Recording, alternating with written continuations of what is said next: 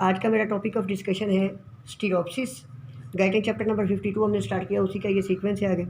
लेकिन जो ये स्टीरोप्सिस का मैकेनिज्म है ना, ये गाइडन में चैप्टर 52 में थोड़ा सा डिफरेंट प्लेसेस पे लिखा हुआ है। जैसे यहाँ पे कुछ बताया है, थोड़ा सा यहाँ पे लिखा हुआ है कि कॉर्टेक्स के अंदर प्रोसेसिंग कैसे होती है, और बाकी जो है ये यहाँ पे दिखाया हुआ है। ये देखें, स्टीरोप्सिस का डिफरेंट प्लेसेस पे लिखा हुआ है। तो आपको पढ़ते हैं तो आप थोड़ी कन्फ्यूजन होती, तो मैं इसको एक ही जगह पे आपको बता रहा हूँ ताकि आप कन्फ्यूजन से बच सकें।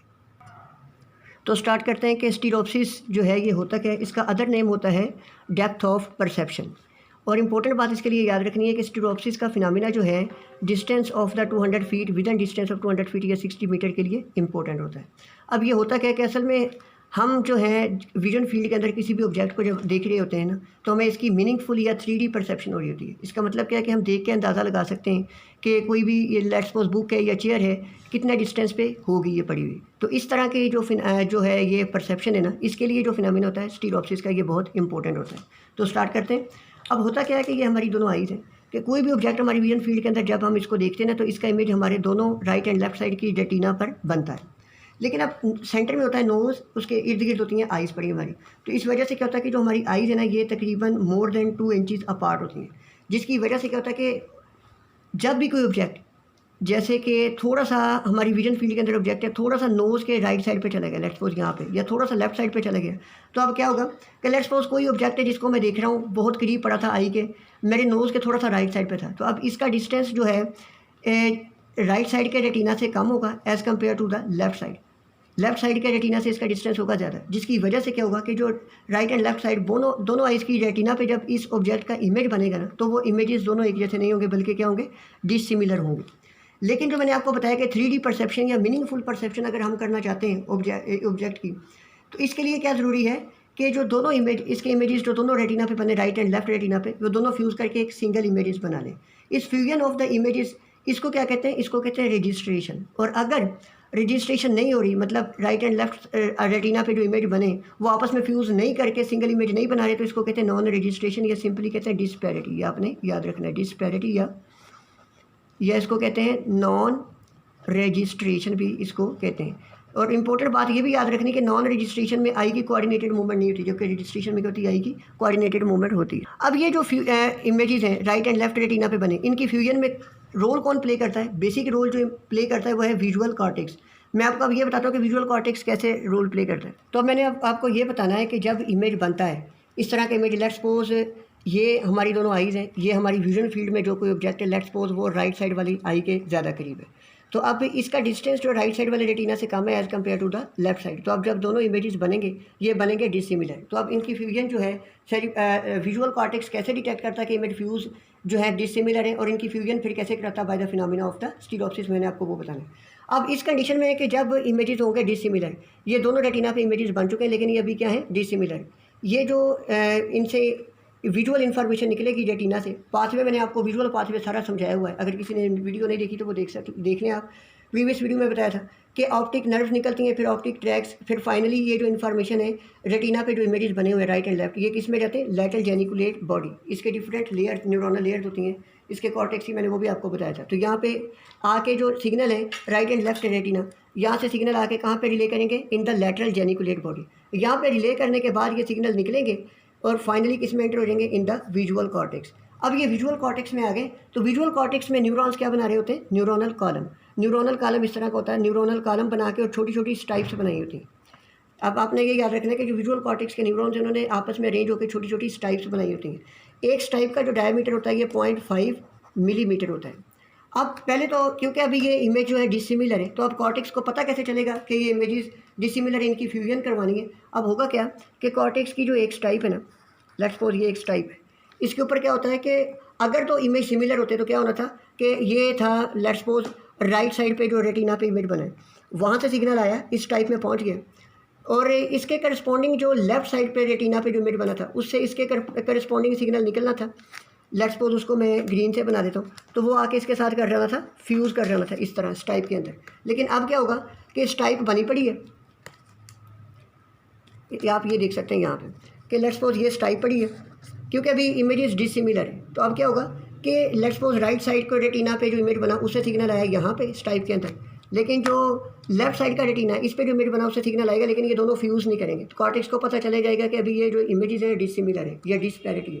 तो अब क्या करेगा कॉर्टेक्स फोरी अपने इर्द गिर्द पड़े जो न्यूरॉन्स हैं इनको स्टिमुलेट कर देता है। इन न्यूरॉन्स को कहते हैं इंटरफेरेंस न्यूरॉन्स, ठीक है जी। और इनकी एक्साइटेशन जो होती है इसको कहते हैं इंटरफेरेंस एक्साइटेशन। जब इनकी इंटरफेरेंस एक्साइटेशन होगी तो इसके बाद ये सिग्नल किसको भेजेंगे, ऑक्यूलोमोटर अपरेटस को। ऑक्यूलोमोटर अपरेटस क्या होता है, मैंने आपको प्रीवियस वीडियो में बता दिया था। तो ऑक्यूलोमोटर अपरेटस जब एक्टिवेट होगा तो इससे signal 3rd, 4th and 6th nerve के थ्रू जाएंगे आई बाल को। जब आई को सिग्नल मिलेंगे तो आई क्या करेगी, इधर डाइवर्जेंस होगी या कन्वर्जेंस होगी या सिंपली क्या होगी, रोटेशन। इन तीनों फिनोमिना की वजह से क्या होगा कि आई इस तरह रोटेट करेंगी, दोनों कोऑर्डिनेटेड फॉर्म में मूवमेंट करेंगी कि राइट और लेफ्ट साइड के जो दोनों रेटिना पे इमेजेस बने थे वो आपस में फ्यूज़ कर रहे हैं।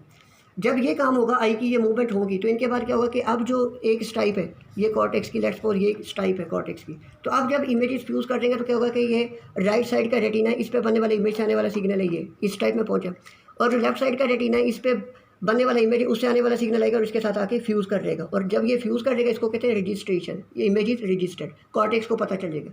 जब इमेज दोनों राइट और लेफ्ट रेटिना के फ्यूज़ करके तो ये इंटरफेरेंस एक्साइटेशन न्यूरॉन्स की खत्म हो जाएगी। जब इंटरफेरेंस एक्साइटेशन न्यूरॉन्स की खत्म होगी ये सारा प्रोसेस खत्म हो जाएगा। क्यों? क्योंकि अब बेसिक इसका मकसद ही क्या था, फ्यूजन करवाना था, और ये क्या किसने करवा दिया, फ्यूजन करवा दिया। अब इंपॉर्टेंट बात जो इसके लिए रिलेशन आपने याद रखना है वो क्या है कि आप यहाँ देखें कि इंटरफेरेंस न्यूरॉन्स की एक्साइटेशन कॉर्टेक्स ने कब करवाई थी, जब इमेजेस आपस में फ्यूज़ नहीं कर रहे थे, यानी कि स्टीरोप्सिस करवाने के लिए क्या करवाई थी, इनकी एक्साइटेशन।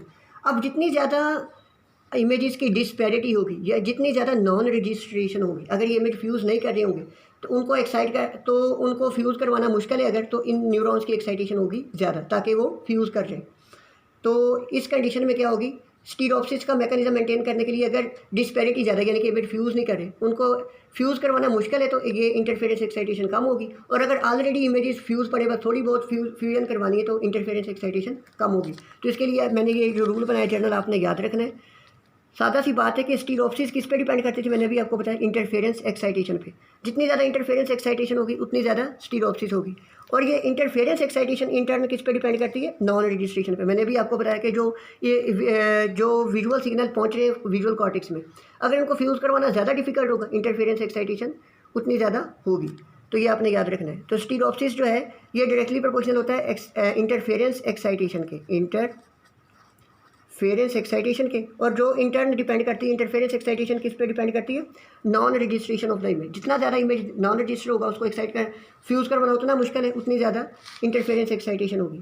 और अल्टीमेटली लास्ट बात अपनी मोस्ट इंपॉर्टेंट बात याद रखनी है, it is inversely proportional to the distance from one eye. अब यहाँ पे देखें, लेट्स सपोज ये आई है, ये आई था, ये हमारा आई। अगर कोई ऑब्जेक्ट है ये इस आई के ज़्यादा करीब है तो डेफिनेटली इस आई से इसका डिस्टेंस बढ़ता रहेगा। जब डिस्टेंस इस आई से इसका बढ़ता रहेगा तो जो नॉन रजिस्ट्रेशन है वो बहुत ज़्यादा बढ़ जाएगी। अल्टीमेटली नॉन रजिस्ट्रेशन जब बहुत ज़्यादा बढ़ेगी तो फ्यूज़ करवाना मुश्किल हो जाएगा, तो जिसकी वजह से इंटरफेरेंस एक्साइटेशन बहुत ज़्यादा हो जाएगी। जब इंटरफेरेंस एक्साइटेशन बहुत ज़्यादा हो जाएगी तो अल्टीमेटली इंटरफेरेंस एक्साइटेशन ज़्यादा होने की वजह से स्टीरोप्सिस का फिनोमेना होगा। तो ये आपने इंपॉर्टेंट बात याद रखनी है। इसके क्लिनिकल की बात करें तो क्लिनिकल बहुत आसान से है। मैंने आपको बताया था कि जब भी इमेज की रजिस्ट्रेशन होती है या फ्यूजन होती है तो दोनों आई कोऑर्डिनेटेड फॉर्म में मूवमेंट करती है। अगर कोऑर्डिनेटेड फॉर्म में मूवमेंट नहीं हो रही तो इस फिनोमेना को कहते हैं, या लॉस ऑफ द स्टीरोप्सिस, इसको कहते हैं स्ट्रैबिस्मस। स्ट्रैबिस्मस का दूसरा नाम क्या होता है, क्रॉस आई। इसमें होता क्या कि नॉर्मली हम जब किसी एक ऑब्जेक्ट को फोकस कर रहे होते हैं तो स्टीरोप्सिस में क्या होता है कि ये ऑब्जेक्ट पड़ा हुआ है तो हमारी दोनों आई जो है ना इसको फोकस कर सकती हैं। लेकिन स्ट्रैबिस्मस में क्या होता है कि एट अ टाइम जो होगा एक आई तो उसको फिक्स कर लेगी, फिक्सेट कर लेगी इसका इमेज, लेकिन दूसरी है इसको फिक्स नहीं कर पाएगी या उसके बाद में फिक्स करेगी, जिसकी वजह से क्या होगा कि पर्सन जो है प्रॉपरली 3D विजुअल इन्फॉर्मेशन को जो है 3D परसेप्शन नहीं कर सकता। सिक्वेंट पीपल में इस तरह का अक्सर होता है। तो ये इसकी 3 टाइप्स होती हैं, आपने याद रखनी है। एक होती है हॉरिजॉन्टल, वर्टिकल और टॉर्शनल। टॉर्शनल स्ट्रैबिस्मस होती है।